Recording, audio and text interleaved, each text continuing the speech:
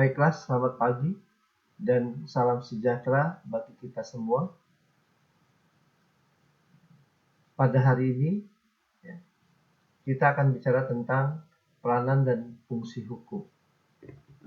Yang pertama-tama kita bicarakan adalah peranan hukum.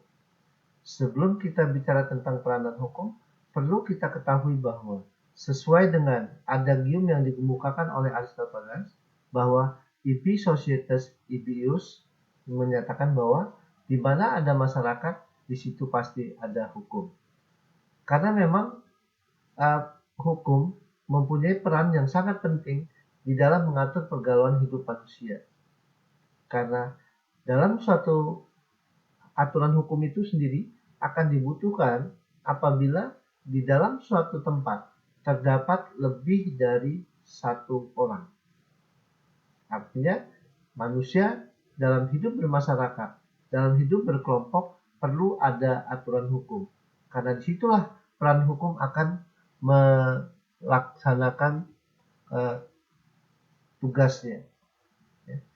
Sanusi menyebutkan dalam bukunya bahwa berbeda dengan hukum alam, maka hukum yang ada di mana-mana itu tidaklah sama.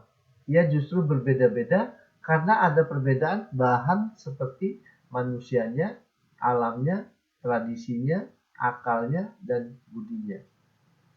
Apa yang dikemukakan oleh Sanusi ini tentunya dapat kita pahami bahwa aturan hukum yang berlaku pada suatu daerah, pada suatu negara, keberlakuan aturan hukum itu ada kemungkinan pada manusia yang satu dan pada manusia yang lain ternyata penerapannya akan berbeda.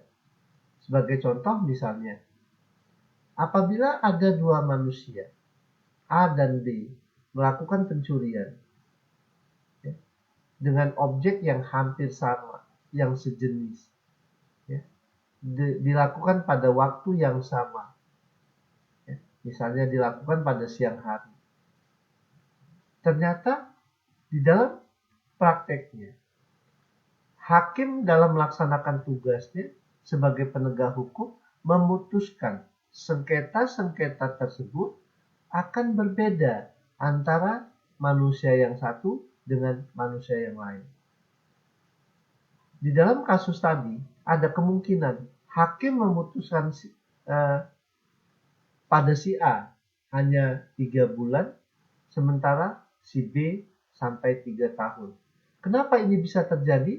Karena berdasarkan pertimbangan hakim, berdasarkan penilaian hakim, berdasarkan logika, ilmu yang dimiliki oleh seorang hakim, bahwa dia memutus A 3 bulan karena memang si A dalam melakukan tindak pidana pencurian itu karena sangat terpaksa.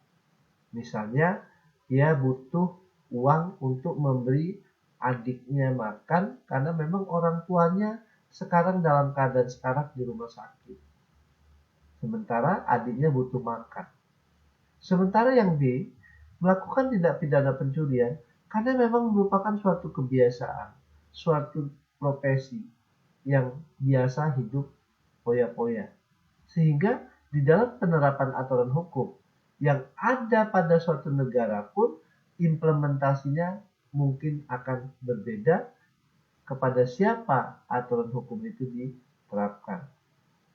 Apa yang dikemukakan oleh Sanusi ini, kalau kita kaitkan dengan konsep dari Ponsapigni yang menyatakan bahwa hukum suatu bangsa pada suatu masa tidak dapat dipisahkan dari faktor agama, kesusilaan, adat istiadat, ekonomi, dan kebudayaan.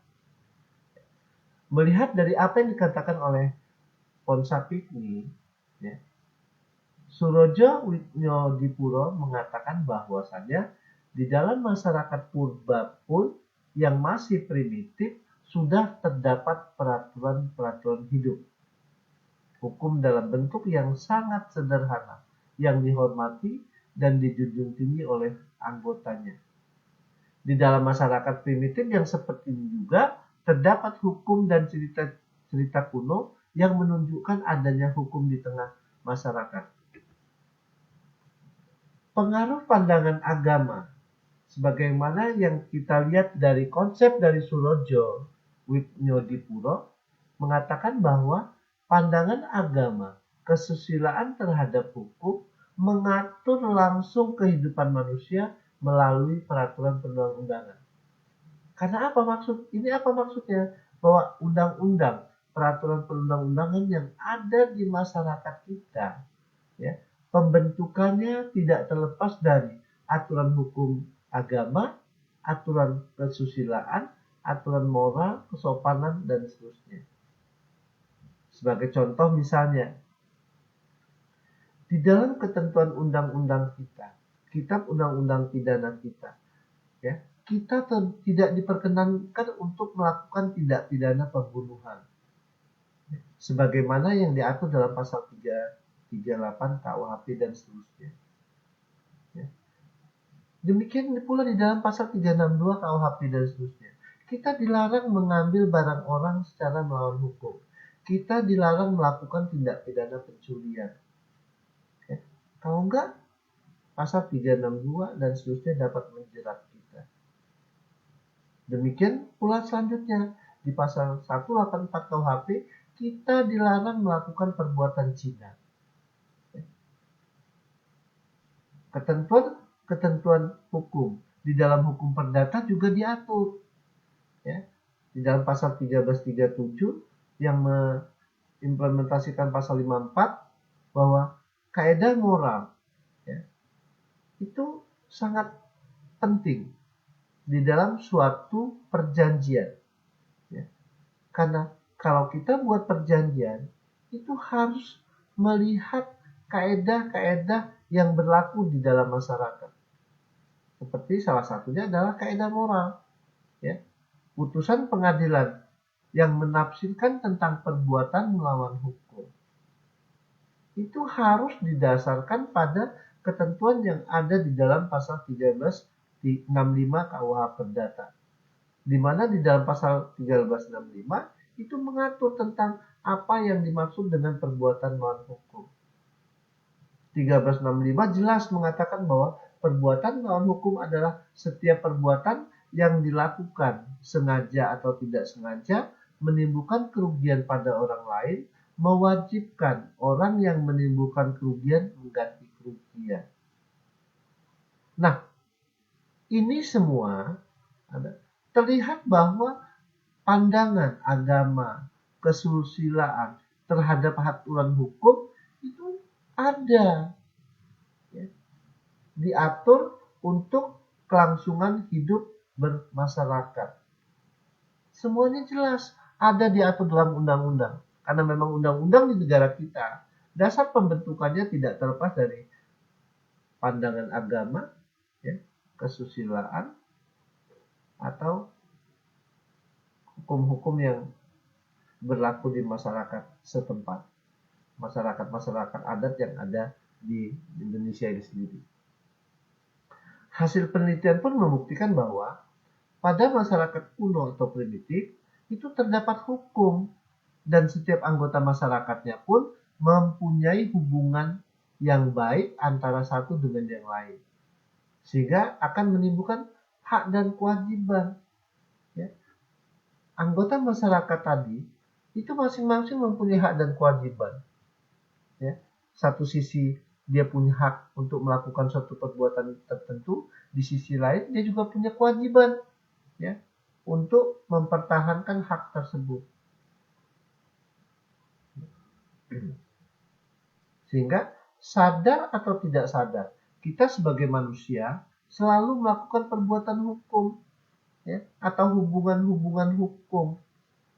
Maka disinilah peranan hukum yang mengatur dan melindungi kepentingan kita sebagai warga masyarakat agar masyarakat dapat hidup aman, tentram, damai, adil, dan makmur. Karena disinilah peranan hukum untuk, ya, mengatur manusia di dalam hidup bermasyarakat. Apabila kita melihat peranan hukum, itu tidak terhingga jenisnya ragamnya.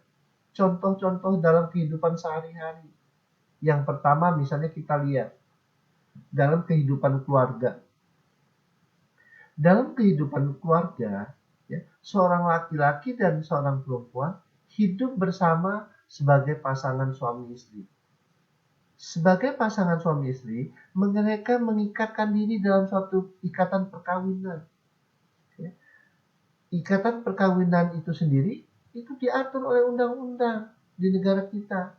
Misalnya dalam Undang-Undang Nomor 1 Tahun 74 tentang perkawinan. Ya. Bagaimana hak dan kewajiban seorang suami terhadap istri, demikian pula sebaliknya, bagaimana hak dan kewajiban seorang istri terhadap suaminya. Kemudian dalam ketentuan undang-undang juga dikatakan bahwa orang yang mencatatkan tentang kelahiran, perceraian dan kematian pada catatan sipil tanpa disadari sudah memenuhi ketentuan hukum, ya, terhadap kewajiban seorang anak yang harus hormat kepada orang tuanya. Dan sebaliknya, orang tua juga punya kewajiban untuk memelihara anak tadi sampai anak itu mandiri dewasa. Dan anak juga tidak hanya sebatas hormat kepada orang tua, tapi anak juga punya kewajiban untuk memelihara orang tuanya nanti kalau memang orang tuanya sudah tidak mampu. Jadi kewajiban dan hak antara orang tua dan anak, ya, itu diatur dalam undang-undang. Ya, kita mengenal istilah alimentasi dan dialimentasi. Alimentasinya apa? Orang tua wajib memelihara dan membesarkan anaknya hingga anaknya mampu, dewasa, mandiri, dan seterusnya. Dan anak juga punya kewajiban untuk memelihara orang tua apabila orang tua sudah tidak mampu. Disinilah peranan hukum yang timbul dalam kehidupan berkeluarga. Karena dari ikatan perkawinan yang dilakukan oleh seorang laki-laki dengan seorang perempuan, itu akan menimbulkan hubungan hukum yang pada akhirnya akan menimbulkan hubungan hukum juga dengan anak. Karena suatu perkawinan itu tujuan utamanya adalah punya anak, punya keturunan. Ya. Sehingga dengan adanya anak tadi muncul hak dan kewajiban antara orang tua dan anak. Di sini peranan hukum untuk mengatur kehidupan di dalam keluarga itu sendiri. Yang kedua, peran hukum dalam pekerjaan atau hubungan kerja. Setiap orang yang bekerja pada suatu instansi, ya, itu ada kewajiban menandatangani perjanjian kerja, ya, yang diatur dalam pasal-pasal Kitab Undang-Undang Hukum Perdata. Kemudian seorang pimpinan perusahaan membuat peraturan merupakan pekerjaan. Dan seorang majikan juga wajib membayar upah kepada buruh setiap bulannya. Seorang sarjana yang bekerja pada pemerintah maupun perusahaan, ya, itu juga harus tunduk pada undang-undang tentang wajib kerja sarjana. Undang-Undang Nomor 8 Tahun 61. Atau permintaan bantuan seorang penuntut umum kepada dokter, ya, atau ahli lainnya dalam suatu sengketa tertentu. Sebagai alat pembuktian yang dibutuhkan oleh seorang penuntut umum, jaksa penuntut umum, itu perlu adanya hubungan kerja dengan dokter. Misalnya dalam hal apa? Membuat visum, ya, karena visum merupakan dapat dijadikan sebagai alat pembuktian di dalam suatu sengketa pidana. Kemudian yang selanjutnya apa? Ya, peran hukum dalam menjalankan pekerjaan atau profesi. Ya. Seseorang yang melaksanakan pekerjaan itu terikat pada suatu peraturan kepegawaian. Seorang dokter wajib menyimpan kerahasiaan kedokterannya.